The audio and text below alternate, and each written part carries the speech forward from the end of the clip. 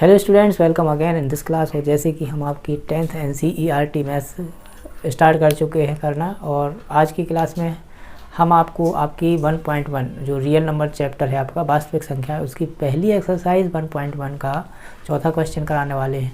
इससे पहले 3 क्वेश्चन जो किए हैं हमने वो बहुत ही अच्छे तरीके से बहुत सरल तरीके से मैंने आपको बताए हैं और आपको लगे भी होंगे। तो आज का सवाल क्या है कि किसी भी, अब हमें क्या दर्शाना है कि यूक्लिड विभाजन प्रमेय से दर्शाइए कि किसी भी धनात्मक पूर्णांक का वर्ग किसी पूर्णांक m के लिए 3m या 3m + 1 के फॉर्म का होता है। प्रश्न में ये कह रहे हैं कि कोई भी धनात्मक पूर्णांक है, उसका जो वर्ग है, मान लो भाई धनात्मक पूर्णांक क्या क्या है, धनात्मक पूर्णांक हो जाएंगे आपके 1, 2, 3, 4, 5, ऐसी कोई भी संख्या हो तो इसका वर्ग क्या हो गया 1, इसका वर्ग क्या हो गया 4, इसका वर्ग क्या हो गया 9। होगा कि नहीं होगा? कैसे होगा? वर्ग का मतलब क्या है 3 × 3, तो ये 9 होगा कि नहीं? वर्ग का मतलब होता है 2 × 2, 2 × 2 4 होगा, और इसका 1 × 1 मतलब 1 होगा। इसी प्रकार 4 का वर्ग निकालोगे तो 4 × 4 कितना होगा 16। तो प्रश्न में जो कहा गया है वो ये कहा गया है किसी भी धनात्मक पूर्णांक का जो वर्ग है, इस वर्ग को हम कैसे लिख सकते हैं? इस वर्ग को हम लिख सकते हैं 3, या तो 3m के रूप में या 3m + 1 के रूप में। जैसे ये संख्या है, इसका मतलब यहाँ 3 से इसको डिवाइड करना है। जैसे 25 को 3 से डिवाइड करोगे, 25 को आप 3 से डिवाइड करोगे, 3 8 हो जाएगा, 24 बचेगा कितना 1। और इसको हम पिछले सवाल में सीख चुके हैं कि 25 को हम कैसे लिख सकते हैं, तो कैसे लिख सकते हैं 3 × 8, 3 8 24 और 1 जोड़ दिया तो 25। जहाँ ये जो चीज़ है m है, ये भी पूर्णांक है, 8 जो आया ये भी तो एक पूर्णांक है। इसी प्रकार 16 को 3 से डिवाइड करोगे तो 3 5 6 15 आएगा, 1 जोड़ दोगे, ठीक है। जहाँ ये 5 है वो क्या है, कुछ नहीं है, m एक पूर्णांक है, कोई भी पूर्णांक हो सकता है वो, ठीक है। लेकिन ये जो पूर्ण वर्ग हैं इनको हमने इस फॉर्म में लिख दिया। अब जैसे 9 की बात करो तो 3 से डिवाइड करोगे, 3 3 = 9, तो भाई ये 3 तो प्रश्न के हिसाब से है ना। और ये जो क्या है ये m है, कोई भी जो पूर्णांक है वो क्या है m के लिए, तो हम ये लिख सकते हैं। तो अब आई थिंक आपको समझ में आया। जैसे ये है, इसको लिखेंगे 3 × 1 + 1, ये है तो इसको कैसे लिखोगे? अब इसको कैसे लिखेंगे, इसको कैसे लिखेंगे? यहाँ गुणा में कुछ भी करो, क्या करो, 1 जोड़ो, नहीं भाई, इसमें हम 0, 3 का गुणा 0 में करेंगे, 0 आएगा 1। कैसे? 3 0 0 धन 1 बराबर 1, तो 1 आ गया। तो मतलब 1 को भी आप 3m + 1 फॉर्म में लिख पाए। तो अब आपको ये प्रूव करना है कि आखिरकार ये कैसे हुआ, ठीक है।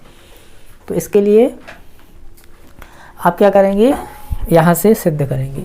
तो हम क्या कर लेते हैं, ठीक है, कि मान लेते हैं, माना कि धनात्मक पूर्णांक जो है, धनात्मक पूर्णांक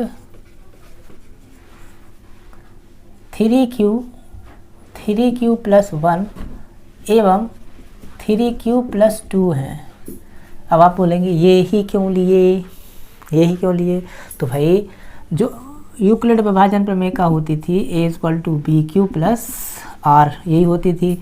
अब आपको प्रूफ क्या करना है कि वो 3m या तो 3m + 1 फॉर्म में हो सकते हैं।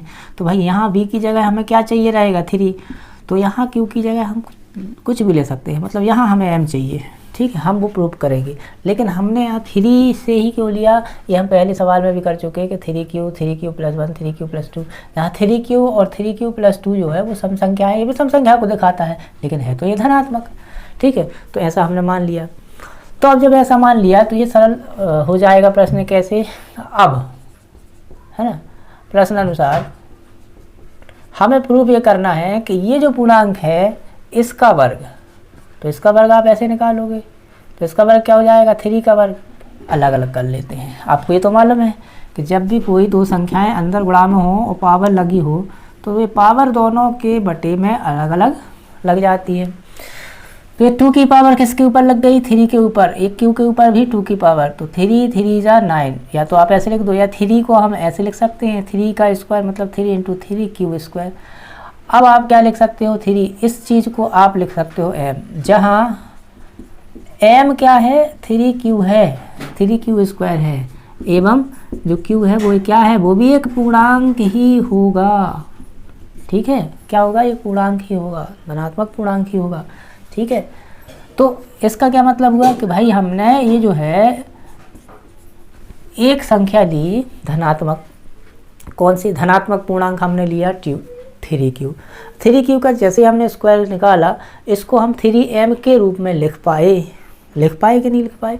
आपको कन्फ्यूज नहीं होना, 3m क्या है, m एक्चुअल यही है, आप यहाँ पर भी आप कह सकते हो 3 का मल्टीप्लाई हो रहा मतलब 3 इंटू फॉर्म में लिख पाए आप। ठीक है, जहाँ ये m है, m क्या है, m ये 3q स्क्वायर है, q अगर आप यहाँ 1 रखोगे तो 1 का स्क्वायर 1 3, तो 3 आएगा। ठीक है, 1 3 3 तिरका 9 हो जाएगा। इस प्रकार से सवाल है। अगली बात पर चलते हैं, तो लिखा है पुनः, भाई पहला तो हमने ले लिया, पहले का हमने स्क्वायर किया और उसको देखा तो वो 3m के फॉर्म में आ गया, जो हमारे प्रश्न को संतुष्ट करता है। तीसरा है तो दूसरा है 3q + 1। ये 3q + 1 का स्क्वायर करोगे तो यहाँ पर आपने पहले पढ़ा होगा, छोटी 8th क्लास का फॉर्मूला है, क्या है वो, a + b का होल स्क्वायर। क्या है बेटा, a + b का होल स्क्वायर। तो a + b का होल स्क्वायर क्या होता है, ठीक, हम यहाँ देखते हैं। ठीक है, तो a + b का होल स्क्वायर क्या होता है, यहाँ फॉर्मूला लिख लेते हैं, a + b का होल स्क्वायर इक्वल टू, हमें मालूम है a का वर्ग प्लस 2ab + b का वर्ग। तो इस प्रकार से ये a का वर्ग मतलब 3q का वर्ग प्लस 2 इंटू a मतलब 3q इंटू b मतलब 1 और b का वर्ग, ऐसे ही आप लिखोगे। राइट, तो भाई ये तो एज इट इज़ रहेगा। 3q स्क्वायर अभी हमने इसको कैसे लिख लिया था, 3 इंटू 3q स्क्वायर, ये तो जो का त्यों लिखा है 2 इंटू 3q इंटू 1 मतलब 1 को अलग कर सकते हो, 1 को 1। अब यहाँ से यहाँ तक आप देखो तो यहाँ से यहाँ तक आप 3 कॉमन निकाल सकते हो, क्योंकि 3 यहाँ पर भी है, 3 यहाँ पर भी है, तो अंदर क्या बचेगा 3q स्क्वायर और यहाँ से क्या बचेगा 2q बचेगा, और ये क्या है +1। अगर आप इसको m मान लो, क्या मान लो m, ठीक है, इसको m मान लो तो ये 3 और ये m + 1। तो ये प्रश्न में कहा गया था कि इसको या तो 3m के फॉर्म में लिख सकते हैं या 3m + 1 के फॉर्म में लिख सकते हैं। तो हमने कहा हाँ भाई, जहाँ पर हम यहाँ क्या लिखेंगे, जहाँ m जो है, m किसकी जगह लिखा गया है 3q स्क्वायर + 2q, है ना, और जो q है वो क्या है, एक पूर्णांक है। क्या है, एक पूर्णांक। ये लिखने का तरीका है और कुछ नहीं। ठीक है, चलिए अब तीसरे पॉइंट को हम प्रूव करते हैं।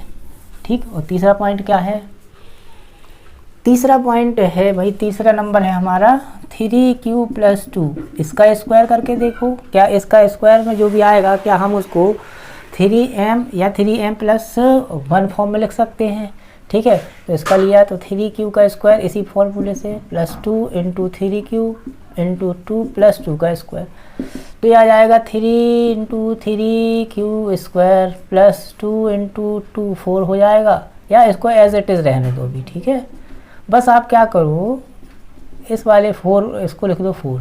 ठीक है, अभी भी हम इसको एक स्टेप ऐसे ही रहने देंगे। आप चाहो तो मल्टीप्लाई करके भी आप लिख सकते हो, लेकिन अभी ज़रूरत नहीं है। क्यों नहीं है, क्योंकि इसको ना हम 4 को हम ऐसा लिखेंगे 3 + 1 लिख सकते भाई, 4 और 1 3 और 1 4 ही तो होता है। अब हमने यहाँ तक ऐसा कॉमन कर लिया और फिर उसके बाद 3 बाहर निकाल दिया, तो यहाँ क्या बचा 3q स्क्वायर, यहाँ कितना बचा 2 और 3 जा, सॉरी यहाँ 2 ही था ना, 2 2 जा 4 मतलब 2 दूरी 4 और q अकेला बचेगा, और यहाँ से कितना बचेगा 1 और यहाँ कितना है 1। ठीक है, अगर देखो हम ऐसा नहीं बनाते तो हम 3 बाहर नहीं निकाल पाते, तो ये प्रूफ नहीं हो पाता, और हमको प्रूफ ही करना था। ठीक है, अब सोच के देखो, अगर इस पूरे की जगह हम m लिख दें तो क्या ये जो चीज़ है 3q + 2 का स्क्वायर, ये क्या है, एक पूर्णांक का वर्ग है। उस पूर्णांक के वर्ग को हम इस फॉर्म में लिख पाए, हम लिखेंगे जहाँ जो m है वो क्या है 3q स्क्वायर + 4q + 1, है ना, एवं q क्या है, पूर्णांक है। क्या है, एक पूर्णांक है। ठीक है, अतः इससे क्या सिद्ध होता है, ठीक है, अतः इससे सिद्ध होता है, हम यहाँ लिख सकते हैं, अतः सिद्ध होता है कि किसी धनात्मक पूर्णांक को, किसी भी धनात्मक पूर्णांक को हम पूर्णांक के वर्ग को, किसके पूर्णांक के वर्ग को हम या तो 3m या 3m + 1 फॉर्म में ही रूप में लिखा जा सकता है या लिख सकते हैं, लिखा जा सकता है। ठीक है, इसके अलावा और कोई चीज़ आएगी नहीं। ठीक है, इसके अलावा और कोई चीज़ आएगी नहीं। तो किसी भी धनात्मक पूर्णांक को, उसके वर्ग को, धनात्मक पूर्णांक के वर्ग को हम किस फॉर्म में लिख सकते हैं, या तो 3m और या तो 3m + 1 फॉर्म में लिख सकते हैं। सो आई थिंक ये क्वेश्चन आपको बहुत अच्छे से क्लियर हुआ होगा। तो इसका लास्ट सम आपका बचता है जिसमें आपको घन प्रूव करना है कि घन को आप इस फॉर्म में लिख सकते हैं। तो वो हम नेक्स्ट क्लास में करेंगे। मेरा प्रयास है कि आपको हर एक सवाल अच्छे से समझ में आए, और बेटा समझने के लिए और समझाने के लिए समय लगता है, राइट। और बाकी अगर आपको हल देखना है तो फिर आपको देखने की ज़रूरत नहीं, डाटा आप बर्बाद क्यों करो, गाइड उठाओ, बाकायदा अच्छे से सॉल्यूशन उसमें मिल जाता है, टिपना ही है, टिप लो, ख़त्म। ठीक है, लेकिन अगर समझना है, यूट्यूब में आप देख रहे हो तो समझने के लिए देख रहे हो, तो समझने का तात्पर्य है कि आपको हर एक चीज़ समझ में आनी चाहिए कि कौन सी चीज़ कहाँ से आई, क्यों आई, राइट। और मेरा प्रयास भी है कि आपको हर एक चीज़ बताई जाए। तो आप थोड़ा धैर्य रखें, ठीक है। और आगे हम देखते हैं। अब ये जो चीज़ है, अब एक एक नंबर में भी पूछी जा सकती है। ठीक है, आपसे पूछ स्टेटमेंट दे सकता है, प्रश्न में स्टेटमेंट क्या मिल सकता है आपको, किसी भी धनात्मक पूर्णांक को, किसी भी धनात्मक पूर्णांक को या किसी भी धनात्मक पूर्णांक के वर्ग को निम्न रूप में लिखा जा सकता है, या निम्न रूप में नहीं लिखा जा सकता है, ऑप्शन में दे दे आपसे। तो ये एक नंबर के भी हैं और आगे चल के आपको बहुत काम में आने वाले हैं यदि आप कॉम्पिटिटिव लेवल की तैयारी करते हैं। तो आज के लिए इतना। हम अगली क्लास में इस एक्सरसाइज को फिनिश करेंगे, उसके बाद हम नेक्स्ट एक्सरसाइज पर जंप करेंगे। तब तक के लिए थैंक्स, गुड बाय।